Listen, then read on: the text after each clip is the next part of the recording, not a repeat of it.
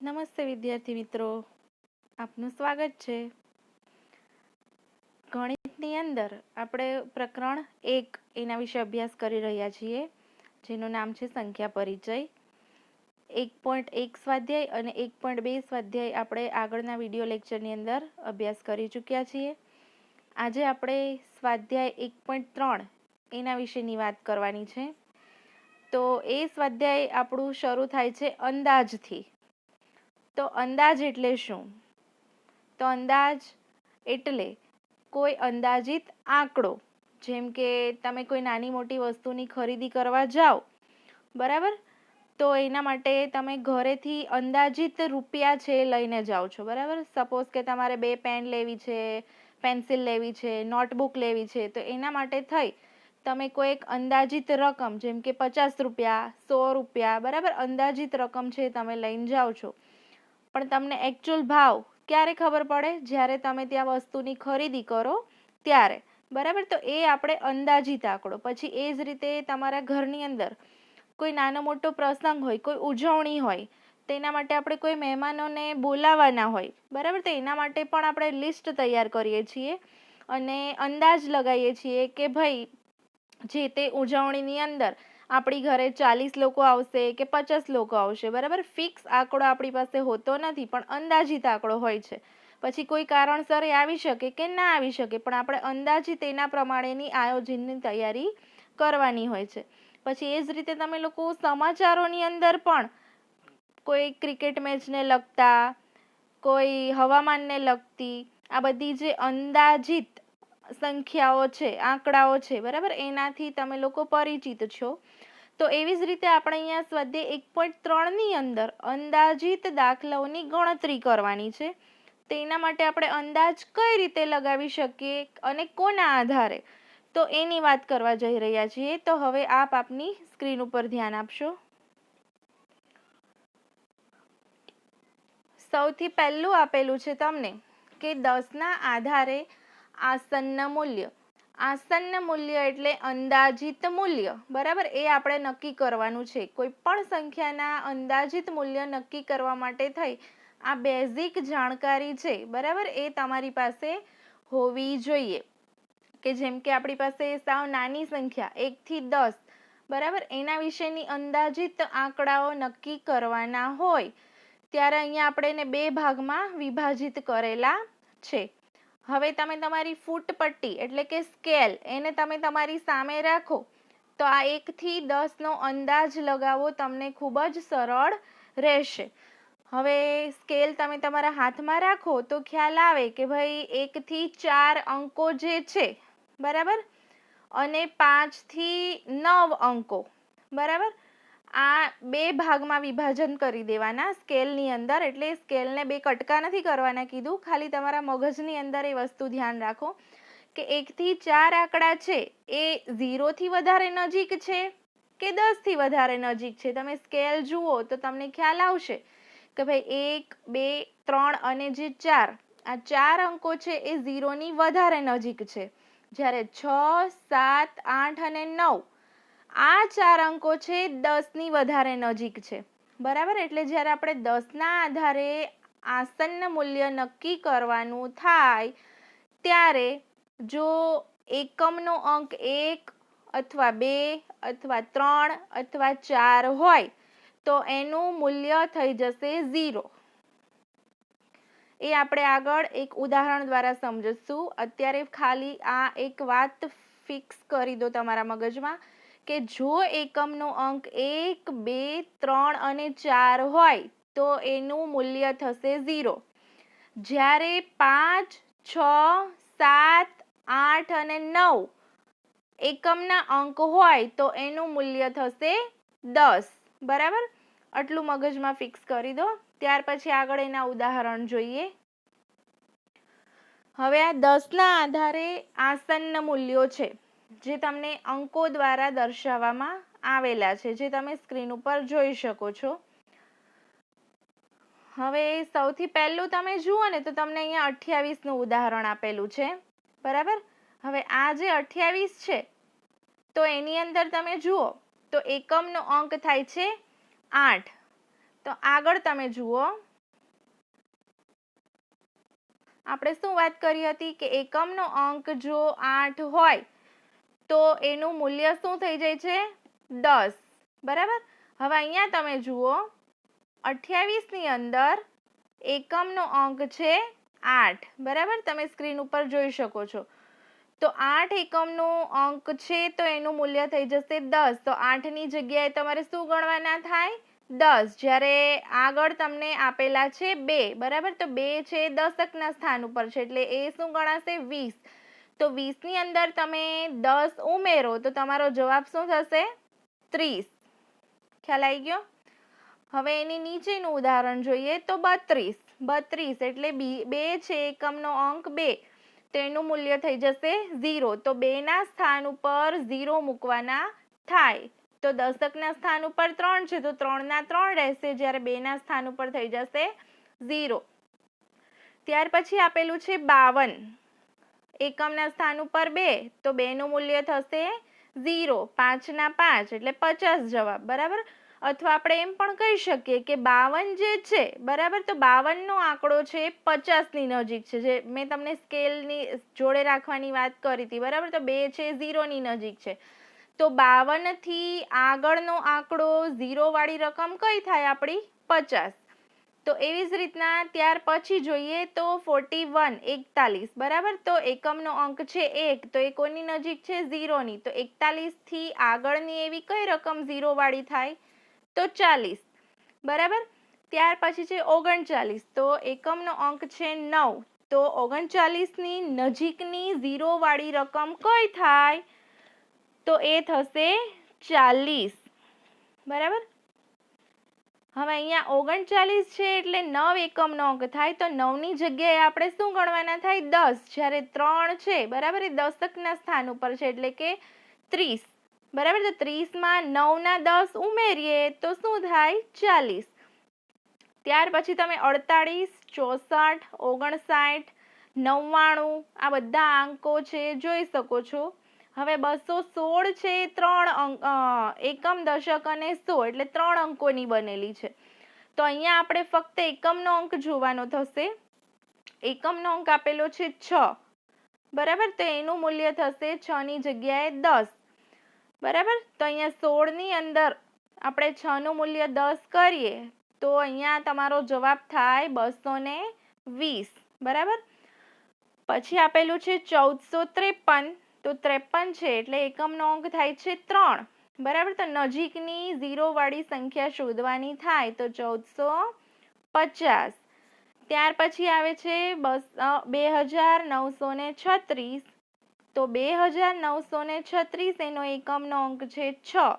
બરાબર, તો અહીંયા પણ એ નજીક થશે 10 ની. એટલે 36 છે તો નજીકની 0 વાળી રકમ કઈ થાય તો 36 છે કોની નજીક થશે 40 ની. તો એનો જવાબ આવે છે 2940. હવે આ જ રીતે આપણે સોના આધારે આસન્ન મૂલ્ય જોઈએ તો સોના આધારે એના 2 ભાગ પાડીશું આપણે. 1 થી 49 એ થશે 0 ની નજીક, જ્યારે 50 થી 99 એ થશે 100 ની નજીક. બરાબર. હવે આ સોના આધારે આસન્ન મૂલ્ય છે એટલે એના માટે આપણે 1 થી 49 અને 50 થી 99 એમ 2 ભાગ પાડીએ છીએ. બરાબર. હવે એના ઉદાહરણ તમને દર્શાવું તો સૌથી પહેલું આપેલું છે 841. હવે અહીંયા આપણે 2 આંકડાઓ જોવાના થશે. બરાબર, છેલ્લા 2 આંકડાઓ. તો શું આપેલા છે 41. 41 છે તો એ 0 વાળી રકમની નજીક થાય. બરાબર, તો 41 એટલે કે 4 અને 1 ની જગ્યાએ થઈ જશે 0, જે તમે અહીંયા જવાબમાં જોઈ શકો છો કે 8 ના 8 રહે છે, જ્યારે 4 અને 1 ની જગ્યાએ શું થઈ જશે 0. બરાબર. ત્યાર પછી બીજું ઉદાહરણ છે 2546. તો આપણે છેલ્લા 2 આંકડા જોવાના થશે 46. 46 છે તો અહીંયા પણ શું થઈ જશે 0, એટલે 2000 અને 500. ત્યાર પછી છે 168. તો 68 છે. બરાબર, તો અહીંયા આપણે શું કરશું તો 68 છે તો એ 100 ની નજીક થશે, જ્યારે 100 ના સ્થાન ઉપર આપણે અહીંયા શું આપેલું છે તમને 100 એક આપેલા જ છે 1. બરાબર, એટલે 100. હવે 100માં 68 છે એ પણ 100 ગણાશે, તો 100ની અંદર બીજા 100 ઉમેરીએ તો આપણો જવાબ થશે 200.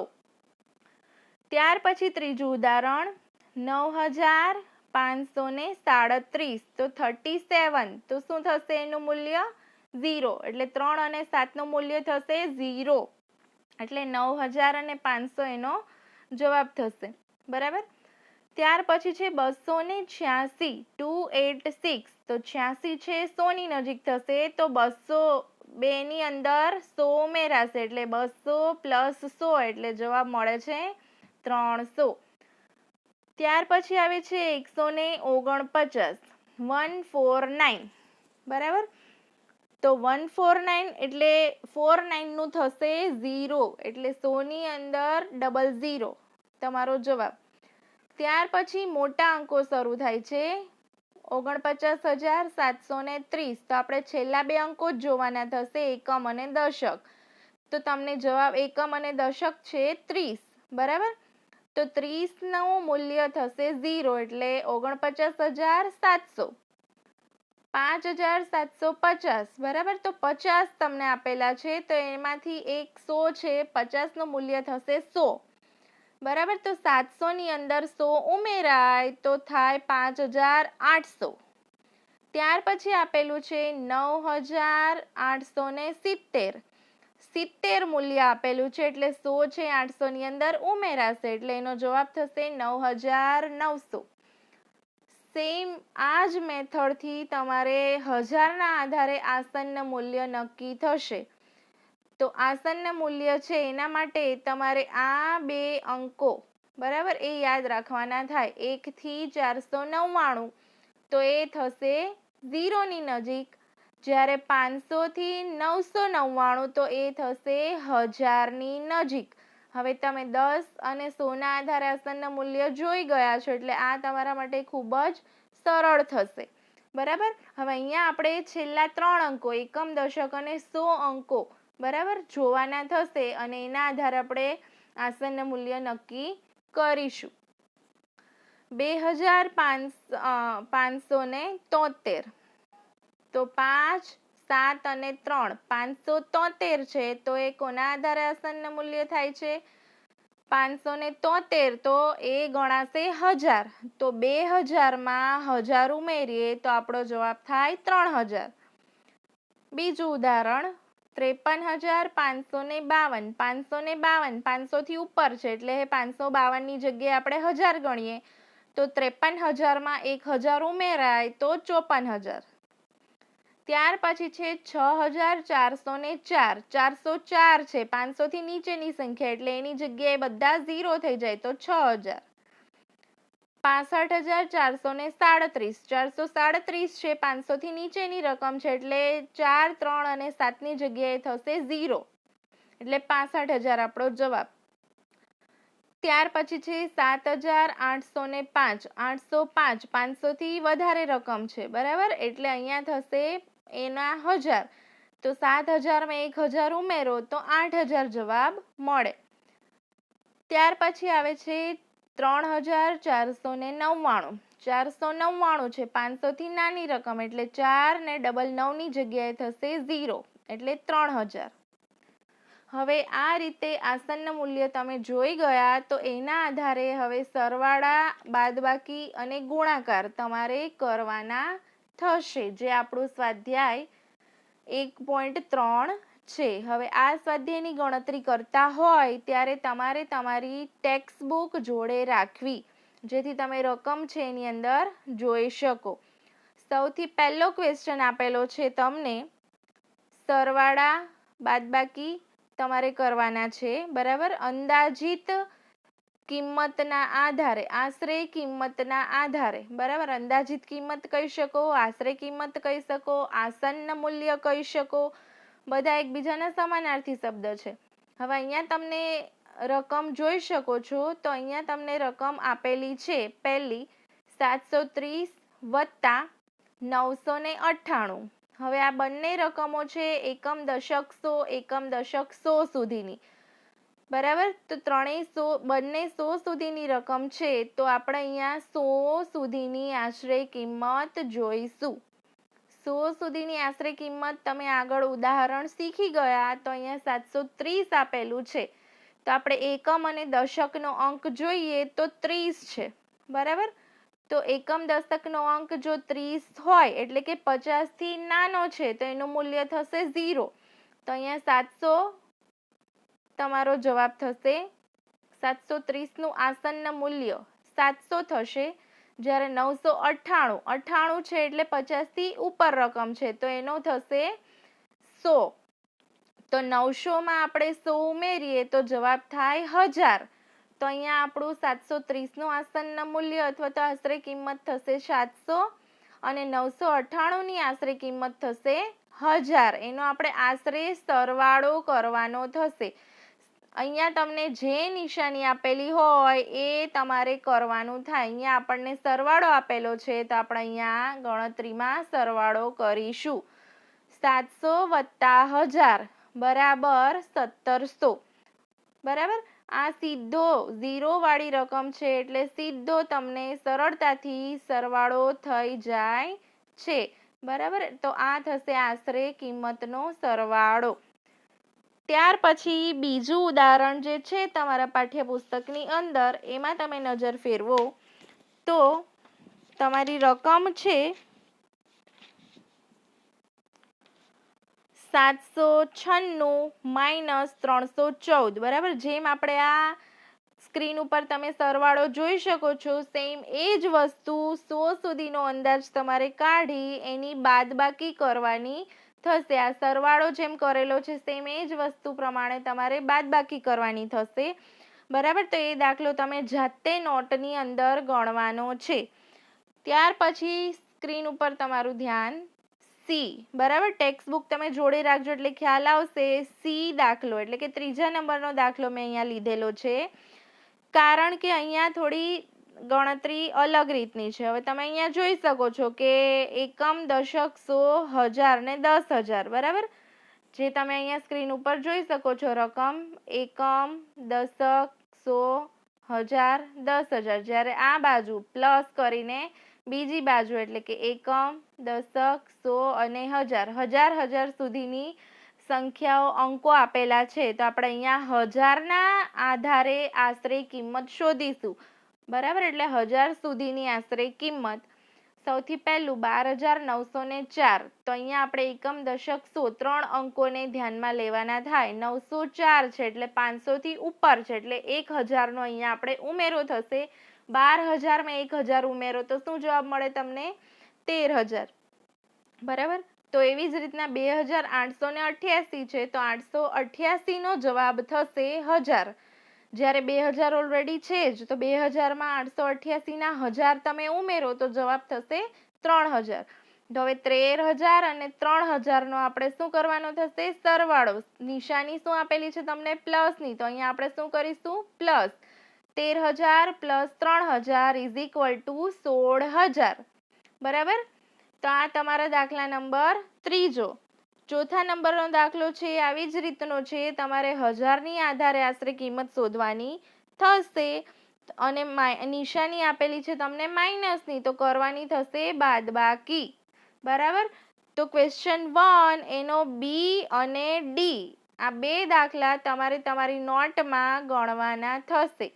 અહીંયા જે સ્ક્રીન ઉપર ગણેલા છે એ તો લખવાના જ છે, પણ એ ઉપરાંતના બી અને ડી એ પણ તમારે નોટની અંદર તમારે સીધા ક્રમમાં જ લખવાનું થશે. એ બી સી ડી. બરાબર. અહીંયા તમને સરળતા પડે એટલા માટે મેં સીધું ઉદાહરણ સી લીધેલું છે. ત્યાર પછી આપણે આગળ જઈએ તો ક્વેશ્ચન નંબર 2. એમાં કીધું છે તમને કે નજીકના 100ના સ્થાન સુધીનો એક કાચો અંદાજ આપો, તેમજ નજીકના દશકના સ્થાન સુધીનો એક કાચો અંદાજ આપો. તો અહીંયા તમારે એક જ દાખલાની બે રીતે ગણતરી કરવાની થશે. એક તો 100ના આધારે આશરે કિંમત લગાવી એનો સરવાળો કરવાનો, અને બીજું 10ના આધારે આશરે કિંમત લગાવી એનો સરવાળો કરવાનો. તમે સ્ક્રીન ઉપર જોઈ શકો છો કે અહીંયા પહેલી રકમ આપેલી છે 439 વત્તા 334 વત્તા 4317, બરાબર. ત્રણેયનો સરવાળો છે તો આપણે પહેલા આશરે કિંમત શોધીએ ત્રણેયની. 439 છે, 39 છે, 50 થી નાની રકમ તો અહીંયા 400 જવાબ થશે. 334 છે, 50 થી નાની રકમ છે એટલે 300 જવાબ થશે. 4317, બરાબર. તો 17 આવે, એનું મૂલ્ય આવે છે તો એનો જવાબ થશે 4300. આ થઈ આપણી 100 ના આધારે આશરે કિંમત. તો હવે એનો સરવાળો કરીએ. 400 plus 300 plus 4300 is equal to જવાબ આવશે 5000. આ થઈ 100 ના આધારે કિંમત. જ્યારે હવે આપણે બીજી રીત જોઈએ 10 ના આધારે કિંમત, એટલે 10 સુધીની આશરે કિંમત. તો ફરીથી આ જ રકમોને આપણે 10 ના આધારે આશરે બનાવીએ કિંમત. તો 439 છે, એકમનો અંક 9 છે, તો જ્યારે 10ની કિંમત બનાવવાની હોય તો આપણે ફક્ત એકમનો અંક જોવાનો થાય. 100 ના આધારે બનાવવાની હોય તો એકમ અને દશક જોવાનો થાય. જ્યારે 1000 ના આધારે બનાવવાની હોય તો એકમ, દશક અને 100 ત્રણ અંકો જોવાના થાય. દશકના આધારે છે તો આપણે ફક્ત એકમનો અંક જોઈશું. તો 9 આપેલા છે તો 9 છે એટલે 1 પ્લસ થશે આગળના અંકમાં, બરાબર. તો 440. સેમ એ જ વસ્તુ 334માં છે, એકમનો અંક 4 છે, બરાબર. તો 4નું મૂલ્ય થઈ જશે 0, તો 330. ત્યાર પછી જોઈએ 4317, તો એકમનો અંક 7 છે તો આગળના અંકમાં 1 પ્લસ થઈ જશે તો 4320, બરાબર.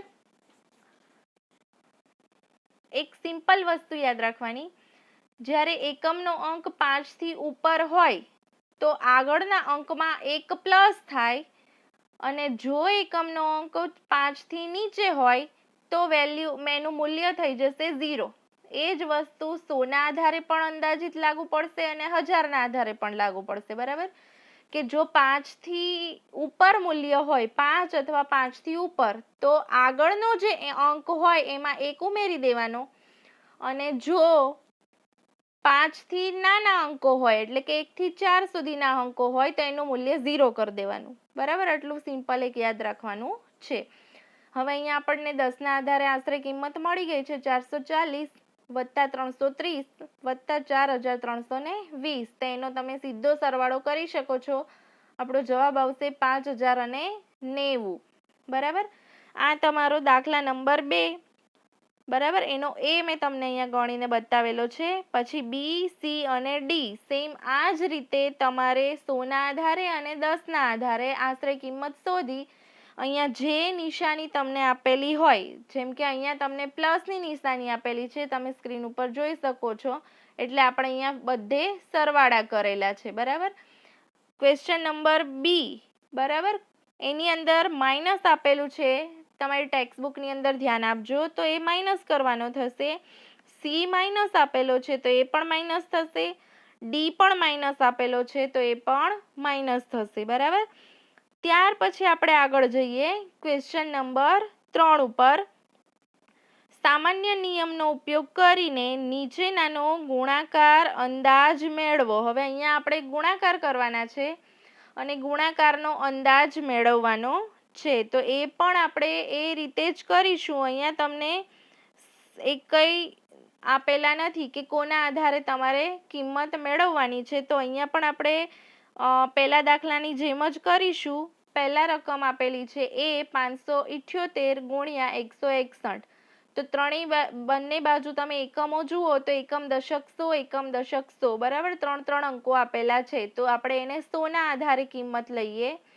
578 છે, 78 એટલે 50 થી ઉપરના અંકો, બરાબર. તો મેં તમને કીધું હતું કે જે આપણા 50 થી ઉપરના અંકો હોય, બરાબર, તો આગળના અંકમાં 1 ઉમેરાય તો 500 છે એની જગ્યાએ થઈ જશે 600. પછી આપેલું છે 161, બરાબર. તો એ પણ 100 ના આધારે જોઈએ તો 61 છે 50 થી મોટા અંક છે, તો અહીંયા પણ આગળ 1 ઉમેરીએ તો 100 ના થઈ જશે 200, બરાબર. તો 600 ગુણ્યા 200. હવે 0 ને થોડીક વાર આપણે સાઈડમાં મૂકી દઈએ બરાબર. તો સૌથી પહેલા આપણે તમને સીધા સિમ્પલ ગુણાકાર આવડે છે. 6 અને 2, 6 દુ 12. તો આપણે પહેલા લખી દેવાના 12. બરાબર. ત્યાર પછી જુઓ 6 ની પાછળ ડબલ 0, 2 ની પાછળ ડબલ 0, તો એ 0 છે ઉઠાવીને 12 ની બાજુમાં મૂકી દો તો તમારો જવાબ છે સીધો આવી જાય. જ્યારે 0 વાળી રકમ, બરાબર, એનો ગુણાકાર કરવાનો હોય તો એટલી વખત 0 ને સાઈડમાં મૂકી દેવાના અને જે અંકો છે એને પકડી લેવાના. એ બંને વચ્ચેનો ગુણાકાર કરી દો. પછી જેટલા 0 તમને સંખ્યામાં રકમમાં આપેલા હોય, જેમ કે 6 પછી ડબલ 0 અને 2 પછી ડબલ 0, તો એ ચારે 4 0 ભેગા કરી અને 12 ની બાજુમાં મૂકી દો એટલે આ તમારો જવાબ થઈ જશે. બરાબર. તમને 3 અંકો જોઈને એવું થાય કે આ 3 અંકોનો ગુણાકાર કઈ રીતે કરવો, પણ ખૂબ જ ઈઝી છે. હવે એ જ રીતે તમારે બી, સી અને ડી 3 ગુણાકાર તમારી ચોપડીમાં રકમો આપેલી છે તો એ રીતે તમારે ગુણાકાર કરવાના થશે. બરાબર. તો 3 ગુણાકાર તમારે નોટની અંદર કરી દેવાના છે. અહીંયા આપણું સ્વાધ્યાય 1.3 પૂરું થાય છે. તમને બધા ઉદાહરણો મેં દાખલા સમજાવેલા છે, એના આધારે આખું સ્વાધ્યાય તમારે નોટની અંદર લખવાનું થશે. બરાબર. ત્યાર પછી આપણે થોડા આગળ જઈએ. અહીંયા તમારું સ્વાધ્યાય 1.3 પૂરું. ત્યાર પછી જે હવે તમને બતાવવામાં કે સમજાવવામાં આવે એ પણ તમારે તમારી નોટની અંદર લખવાનું થશે. બરાબર. એવું નથી સમજવાનું કે આપણા 3 સ્વાધ્યાય પૂરા એટલે આપણું ચેપ્ટર પૂરું. પણ અહીંયા હવે વાત આવે છે રોમન અંકોની. બરાબર. તો રોમન અંકો પણ તમારા ટેક્સ્ટબુકની અંદર આપેલા છે, પણ તમને 1 થી 100 સુધીના રોમન અંકો આપેલા નથી, જે તમને હું અહીંયા આગળ સ્ક્રીન ઉપર બતાવીશ. તો એના આધારે એ બધા 1 થી 100 સુધીના અંકો તમારે નોટમાં લખવાના છે અને એને મોઢે પણ કરવાના થશે. બરાબર. તો એના માટે થોડીક સમજૂતી તમારે મેળવવી પડશે. રોમન અંકો વિશે વાત કરતા હોઈએ ત્યારે થોડાક નિયમો તમને ખબર હોવી જોઈએ. તો અહીંયા એની વાત કરીએ તો રોમન પદ્ધતિમાં ફક્ત 7 પ્રતીકોનો જ ઉપયોગ થાય છે. બરાબર. તો કયા પ્રતીકો, જે તમે સ્ક્રીન ઉપર જોઈ શકો છો, તો I, V, X, L, C, D અને M. પછી કેટલીક વખત M ને બદલે K પણ વપરાય છે. બરાબર. જો સંખ્યા લેખનમાં પ્રતીકનું પુનરાવર્તન થાય તો તેનું મૂલ્ય જેટલી વખત પુનરાવર્તન થાય તેટલી વખત ઉમેરાય. આ વસ્તુ માટે તમે જ્યારે રોમન અંકો જોશો એટલે તમને ફરીથી ખ્યાલ આવશે. અત્યારે હાલ સમજી લો, પછી રોમન અંકો લખશો એટલે તમને ખબર પડશે કે ભાઈ કયા પ્રતીકો છે એનું પુનરાવર્તન થાય છે. તો એ એક પ્રતીકનું જે મૂલ્ય થતું હોય, સપોઝ કે 10, બરાબર, તો x નું મૂલ્ય આપણે 10 ગણીએ તો મેં 2 વખત x લખેલા હોય તો 10 + 10 એટલે મૂલ્ય શું થઈ જાય? 20.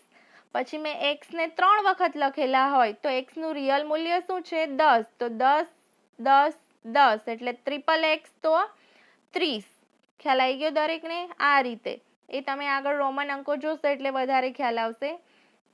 પરંતુ પ્રતીકનું 3 થી વધુ વખત પુનરાવર્તન કરાતું નથી, એટલે 3 વખત જ કોઈ પણ એક પ્રતીકનું પુનરાવર્તન થશે. પ્રતીકો એટલે જે તમે અહીંયા ઉપર જોઈ શકો છો, બરાબર, એને પ્રતીકો કહેવાશે. એનું 3 વખત જ પુનરાવર્તન થશે, પણ અમુક જ પ્રતીકોનું પુનરાવર્તન કરી શકાય છે. બધા પ્રતીકોનું પુનરાવર્તન કરી શકાશે નહીં. પ્રતીકો એટલે I, V, X, L, C, D અને M અથવા K. બરાબર. પ્રતીક એટલે એ સમજવાના થશે તમારે.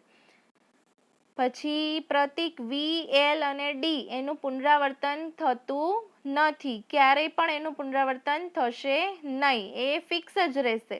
બરાબર. પછી મોટા પ્રતીકની જમણી બાજુ નાનું પ્રતીક લખવામાં આવે તો તેનું મૂલ્ય મોટા પ્રતીકમાં ઉમેરાય. કોઈ એક પ્રતીક હોય, બરાબર, એની જમણી બાજુ કોઈ અંક પ્રતીક લખવામાં આવે, બરાબર, તો એનું મૂલ્ય છે એ જે મેઇન પ્રતીક હોય એમાં એડ થશે. અને જો ડાબી બાજુ લખવામાં આવે તો એ જે મેઇન મૂલ્ય છે એનાથી માઇનસ થશે. ત્યાર પછી આવે છે કે V, L અને D ને બાદબાકી રૂપે લખી શકાશે નહીં, એનું પુનરાવર્તન પણ નહીં થાય, એની બાદબાકી પણ નહીં થાય, બરાબર. બાદબાકી સ્વરૂપે નહીં લખી શકાય. આઈ ફક્ત વી સાથે સરવાળા તથા બાદબાકી માટે વપરાય છે. આઈ એ એક્સ સાથે સરવાળા માટે વપરાય છે. આ વસ્તુ યાદ રાખજો. આઈ છે વી સાથે સરવાળા અને બાદબાકી બંને માટે વપરાશે, બરાબર. તમારી ટેક્સ્ટબુકનું તમે પહેલું પુઠ્ઠું જે જોશો ને, તેના ઉપર તમને જોવા મળશે કે તમારું ધોરણ કયું છે, છઠ્ઠું, બરાબર. તો વી ની બાજુમાં એક જ લીટી હશે, એટલે વી આઈ, તો એનો મતલબ થશે 6. એ આગળ હું તમને રોમન અંકો બતાવીશ એટલે ખ્યાલ આવશે. જ્યારે આઈ એ એક્સ સાથે ફક્ત સરવાળવામાં જ હશે, સરવાળા સ્વરૂપમાં જ હશે. ત્યાર પછી એક્સ એ ફક્ત એલ, એમ અને સી માંથી બાદબાકી માટે જ વપરાય છે. એક્સ એ એલ, એમ અને સી માંથી બાદબાકી કરવા જ વપરાશે. રોમન પદ્ધતિમાં શૂન્ય માટે એટલે કે 0 માટે કોઈ પ્રતીક હોતા નથી, બરાબર. આ નિયમો ખાસ યાદ રાખવાના છે અને મોઢે પણ કરવાના છે. તમને એમસીક્યુમાં ખાલી જગ્યામાં અને એક શબ્દમાં પ્રશ્ન તરીકે આ પૂછાય છે, બરાબર. એટલે લખી અને મોઢે કરવા જરૂરી છે. ત્યાર પછી તમે રોમન અંકો જોઈ શકો છો. અહીંયા તમને 1 થી 100 સુધીના રોમન અંકો આપેલા છે. તો આ 1 થી 100 સુધીના રોમન અંકો તમારે લખવાના છે નોટમાં અને મોઢે કરવાના છે, બરાબર. આ અંકો તમને પરીક્ષામાં પૂછાય છે. તમને કોઈ પણ એક અંક લખેલો હોય અને તમને બાજુમાં કીધું હોય કે રોમન સંખ્યામાં રૂપાંતર કરો, તો રોમન અંક તમને ખબર હોવી જોઈએ. મેં તમને કીધું ને, તમારી ટેક્સ્ટબુકની અંદર તમારું જે પુઠ્ઠું છે એ જોશો, બરાબર, ગણિતની ચોપડીની અંદર, તો તમને રોમન અંકની અંદર જ લખેલું છે. તમે વિજ્ઞાનની ચોપડી જોશો તો એનું પણ પુઠ્ઠાની અંદર તમને રોમન અંકમાં જ લખેલું છે. તો રોમન અંક છે એ તમને જાણવા જરૂરી બને છે, બરાબર. અહીંયા આપણું આ સ્વાધ્યાય અને આ ચેપ્ટર બંને પૂરા થાય છે. તો નોટની અંદર સ્વાધ્યાય 1.1, સ્વાધ્યાય 1.2 અને સ્વાધ્યાય 1.3 ફરજિયાતપણે લખેલા હોવા જોઈશે.